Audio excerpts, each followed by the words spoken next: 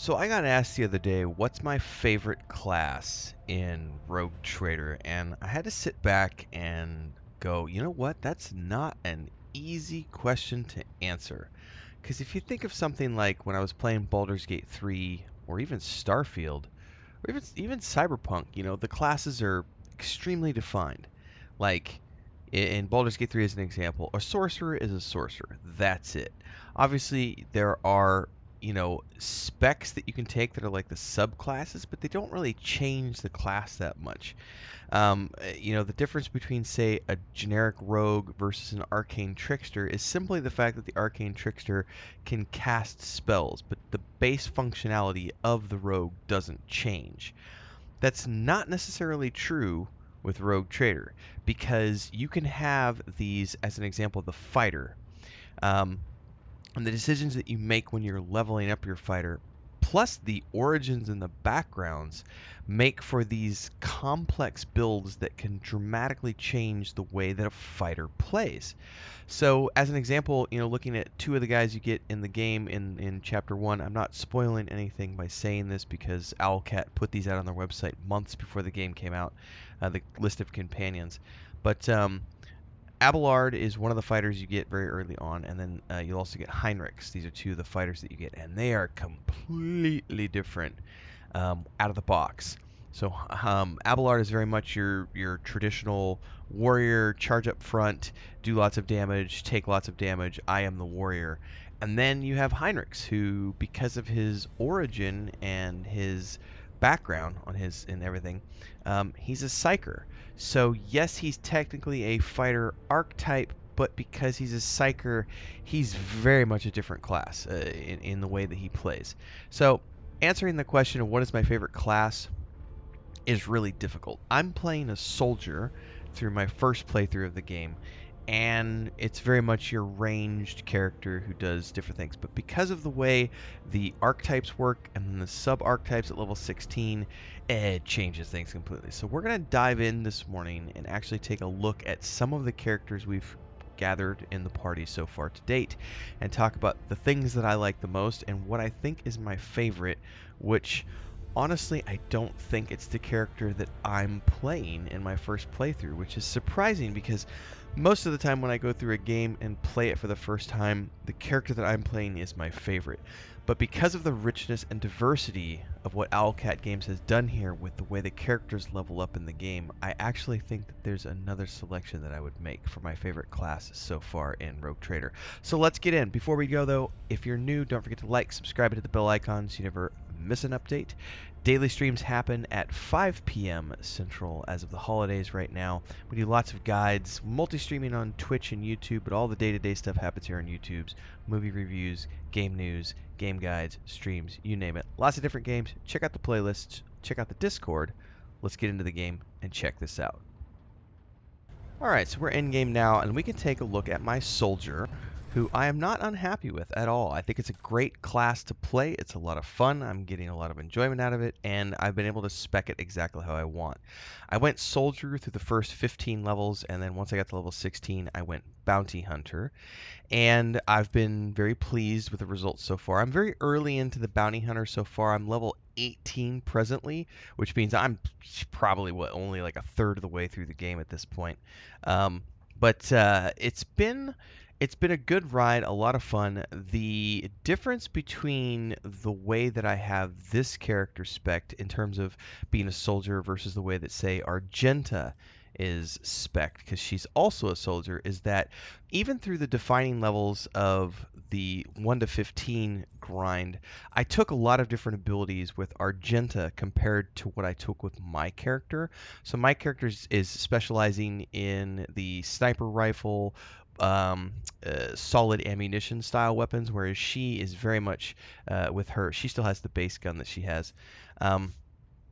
And she focuses on area of effect attacks. So the spray in particular, and she is great at just mowing down fields of enemies, whereas my character is more spec towards doing lots of single target damage. So it's one of the fun things about the way that you can spec your characters as you go around this list is that there's so many options that you can choose from. When you look at like available talents over here on the right hand side, there are literally, I don't know if there's a number out there, but there are hundreds of talents, abilities, and you also have your keystones, all these different things that you can change and modify as your character's leveling up, on top of the characteristics and everything else. So you have talents, characteristics, you also have skills, special abilities. There's just tons of ways that you can specialize your characters, and it's a lot of fun to play around with this. And also because you can go back and respec at any time, it allows you to really play around with your builds and find the things that really work for you in combat. And that's one of the complexities of this game, is that because there are so many options and because there are so many ways to sort of make your own custom version of the base classes, it kind of felt overwhelming to me when I got to level 16 and I was able to start looking at these subclasses or these sub-archetypes, those tier 2 archetypes that you can pick, because it's just like, oh my god, there's so many choices. What do I do here? So currently I have, my character, I have Cassia, I have Argenta, I have Heinrichs, I have Jay, I have Pascal. Who else do I have here? Idira, and I have Abelard. Those are the ones that I've found so far. I don't know how many companions there are in the game. I've kind of tried to not spoil things for myself by looking at the companion list to just sort of come across things naturally. I might miss a companion or two. I know I did Wrath of the Righteous. I actually missed some of the companions when I did my first playthrough compared to going back through and doing it again, which is totally fine. So let's talk a little bit more about the archetypes here, because you start off the game, you have your soldier, you have your warrior, you have your operative, and you have your, it's not called leader anymore, what is it called? J is this, officer. And soldier out of the gate, I thought I was going to like the most because I liked the marksman the most in beta, and the marksman became the soldier in the live game. But taking a step back now that I've been playing the game for a while, I honestly have to say I think at this moment of this recording, and again, I'm level 18. I'm not that high up in the game so far. I'm like probably a third of the way through. I'm 30 hours in. So they've said between 50 and 100 hours is going to be like, that's the average gameplay. So I'm roughly a third of the way through, but based on my estimations. And I would say that as of this recording, the fighter is probably my favorite, followed by the operative now, which used to be called adept in the beta. So the fighters here, in this case, I've got Heinrichs and I've got Abelard, and the difference between these two is massive because Heinrichs is a psyker based on his origin and everything else, and Abelard is very much, I'm the naval officer, rah. And if I had to pick it between the two, I would say that Abelard is probably the coolest character I have in my party so far, even though he's not necessarily the most rounded. He doesn't have the most amount of abilities. Because if you look at Heinrichs as an example, Heinrichs has a ton of stuff that he can do out of the gate, because of the fact that he's also a psyker. So around he can do these psyker abilities, which allow him to do lots of unique things in combat apart from just be a soldier. But I'll tell you what makes the difference for me so far, and I've seen a lot of people talking about how soldiers are OP in, or the warriors are OP in Rogue Trader. I said soldier and got myself confused. But the reason warriors are so OP is because of one ability in particular, and I don't know if they're eventually gonna do something about this or not. But Daring Breach is one of these abilities. Everybody gets these special abilities, these things that can happen after you've built up enough momentum in combat. So think of these as like the special abilities you can only do after you've earned enough energy. You see that in other games. It's like your special attack, your heroic move. And in this case, they've got this thing called Daring Breach. So Daring Breach as we can read the description here, it immediately restores all of your action points and movement points, and you gain an agility bonus worth of movement points until the end of turn, and you don't lose movement points after performing attacks. And there's no limit on melee weapon attacks this turn. So what this means is usually when you have your turn in combat, you move up to the maximum range that your character is allowed to move, and then you do an attack. That's it. You're done. But if you have enough momentum, you can click Daring Breach, and suddenly you now have more movement points, you get more actions, and you can run around and just dominate the entire battlefield within reason.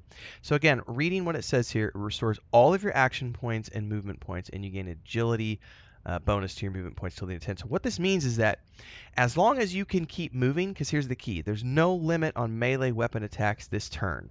So as long as you can keep moving, you can keep attacking as long as there are mobs within your move radius, right? Now what's really key to this is that later on, you'll be able to get a Daring Breach upgrade. And so what I chose, as you can see here, we've got multiple things that you can add to the base Daring Breach. So the first time that I got a Daring Breach update, I added this one. Until the end of combat, the warrior gains +4 movement points for every kill and may use their movement points after attacking or using abilities. So what this means is that every time I kill a mob, I get more movement points. So the key here is that when I click Daring Breach and I'm getting ready to go, I need to focus on the weakest enemy. Excuse me.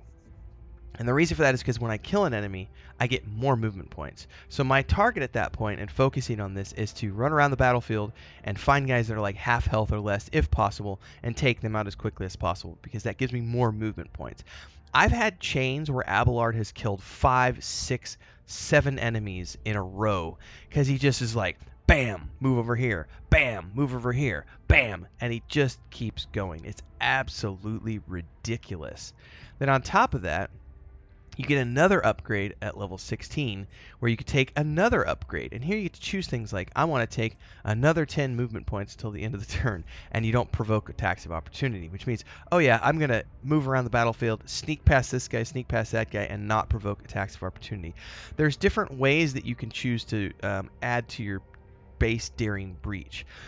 This has made the warrior, in my mind, my favorite class so far because of how much they can do in combat once, and here's the key, once you've built up momentum. Now, the key here is that not every fight is going to be a fight where you can build up momentum. So momentum is done by things like killing enemies. So when you're in these complicated fights, there was one in particular, I found a ruined ship where I went on the ship, and there were these statues, essentially, or these pillars that were doing buffs to the enemies and giving them, extra pools of hit points. And as a result, it was very difficult to take out any of the enemies because they were constantly getting hit points added to it. So I was never building up momentum. So in those fights, it felt very much like everyone was on equal footing. But in the ordinary average encounters that we're having, I'm able to constantly get Abelard up using his Daring Breach. And one of the cool things is, because when I have like Argenta in my party, she's got an ability here, and I don't remember which one is it this one? No, she has an ability here. I don't remember where it's at, but she has an ability where she's able to quick commercial break, everyone, to celebrate and give thanks to all of these amazing people who keep me on the air full time. Really appreciate the support. All you got to do is join as a member. You get access to private videos. You can also do super thanks on any upload, or super chats and stickers on any live stream or premiere you see. And beyond that, don't forget we're multi-streaming over on Twitch now, so you can support over there as well. Thanks so much to everybody. Let's get back to the video at hand.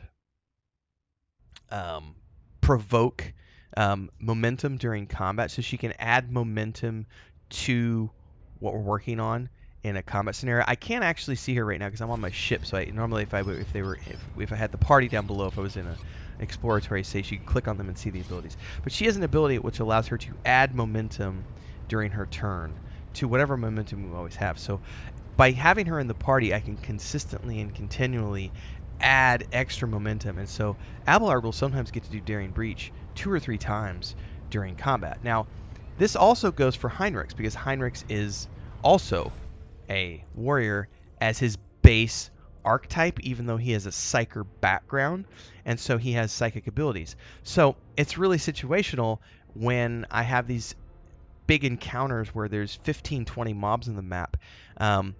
If I can trigger Abelard during his turn, but then because I've killed so much, I've built up enough momentum so that by the time he's done, Heinrich kills one guy and gets enough momentum to do another Daring Breach. If I can get these guys to do their Daring Breach back to back, it's just game over for whoever's on the battlefield. It's just the warrior really feels OP.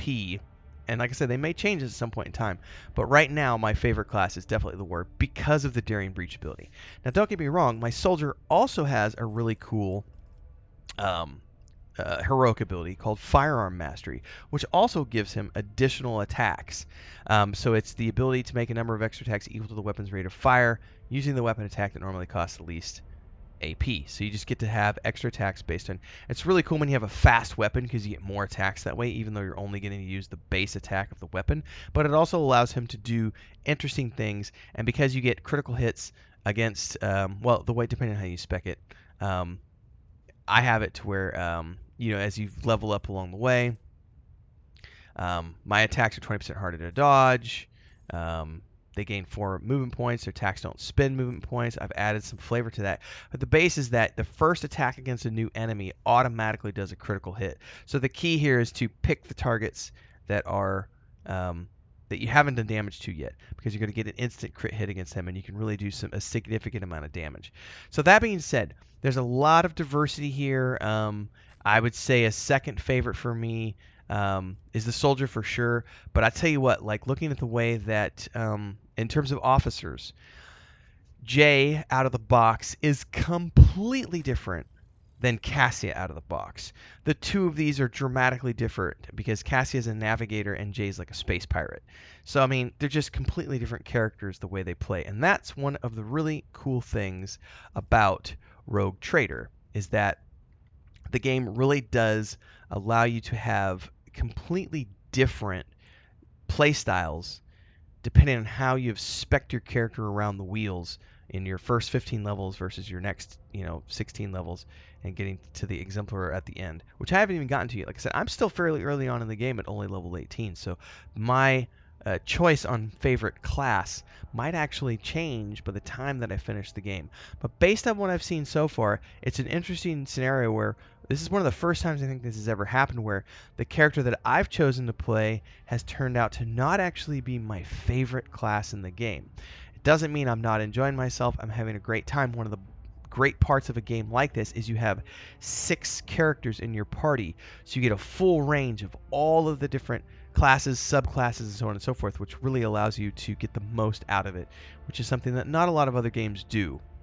So I got to give kudos to Owlcat Games for making a really complex game and giving us a lot of options to create these super unique archetypes, classes, whatever you want to call them. I just call them classes because it's easier than archetypes, because I always mess up the pronunciation and say I say archetype a lot of the times too, and people are like, you can't say that, and I'm like, tomato, tomato, potato, potato. It is what it is. Anyway, everybody, that's my choice for favorite class. I would love to hear what's your favorite class so far in Rogue Trader. Drop those down in the comments below. Like, subscribe, and hit the bell icon so you never miss an update. Don't forget we're multi-streaming on Twitch and YouTube, 5 p.m. Central every day. Lots of different games get played on this channel. We do movie reviews and beyond, so hopefully we'll check out all the other playlists. Join the Discord, and I'll see everybody in the next one. Until then, stay safe, everybody. Happy gaming.